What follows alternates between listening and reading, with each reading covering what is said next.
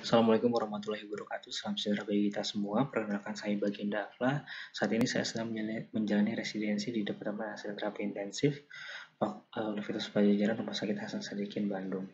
Poster yang saya bawakan dengan judul Emergency Retrograde Intubation in Mandibular Abscess with Difficulty Intubate Patient.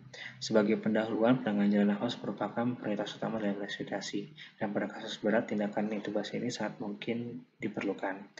Namun bagaimana pada kasus airway disertai dengan penyulit, yaitu dengan adanya bukaan mulut yang terbatas, ataupun ada masalah yang obstruksi jalan nafas dan adanya kelainan anatomi yang menyebabkan intubasi tidak dapat dilakukan.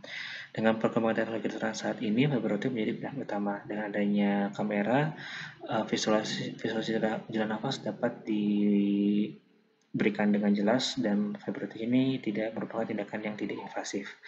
Namun di Indonesia fiber optik masih menjadi kendala karena teknologi masih relatif mahal dan tidak semua rumah sakit memiliki fasilitas fiber optik. Intubasi retrograde merupakan teknik yang sudah lama, namun dalam keterbatasan yang ada masih reliable untuk dapat dilakukan sebagai penanganan jalan nafas dengan penyulit. Kasus ini mempresentasikan teknik intubasi retrograde pada pasien dengan mulut yang tidak bisa membuka karena adanya abses mandibular. Seorang pria 50 tahun direncanakan operasi JETO untuk dengan evakuasi abses.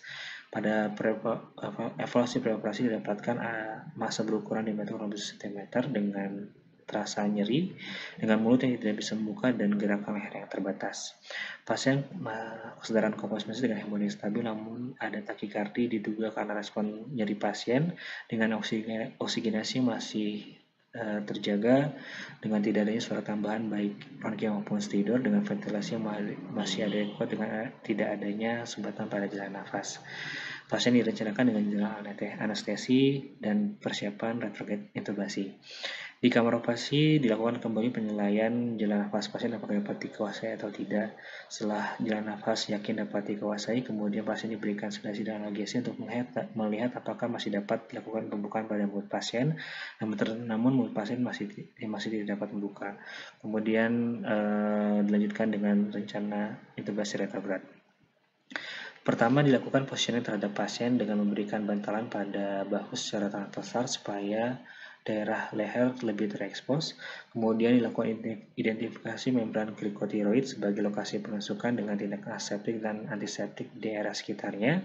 Penusukan dengan menggunakan abukat berisikan sput berisi air salin.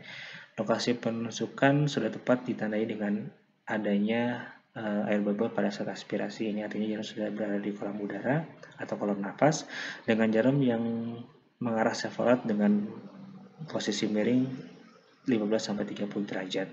Kemudian wire dimasukkan secara perlahan, diharapkan dapat melewati glotis kemudian keluar melalui hidung ataupun dari mulut. Setelah wire keluar, lakukan fiksasi dengan klem wire di proksimal pada daerah glikotiroid. Wire sebagai guiding dari ETT yang akan dimasukkan dengan cara wire dimasukkan melalui mulut fish eye ke dalam ruangan ETT dengan ETT yang sebelumnya sudah diberikan rubrikasi sebelumnya. Kemudian ETT dimasukkan perlahan sampai yakin masuk ke dalam laring, itu ditandai dengan adanya tahanan pada wire pada daerah proksimal. Klem dibuka, kemudian wire ditarik sambil mendorong ETT lebih masuk ke dalam laring. Kemudian ETT balon dikembangkan, difiksasi dan disambung ke ventilator. Untuk diskusi dilakukan algoritma pada kondisi tidak dapat ventilasi ataupun tidak dapat dilakukan ventilasi.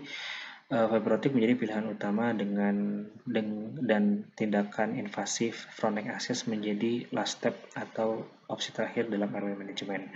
Keutamaan dari intubasi retrograde adalah dapat dilakukan intubasi secara blind tanpa adanya visualisasi jalan nafas, dan intubasi retrograde merupakan opsi yang kurang invasif dibandingkan opsi lain pada front neck access.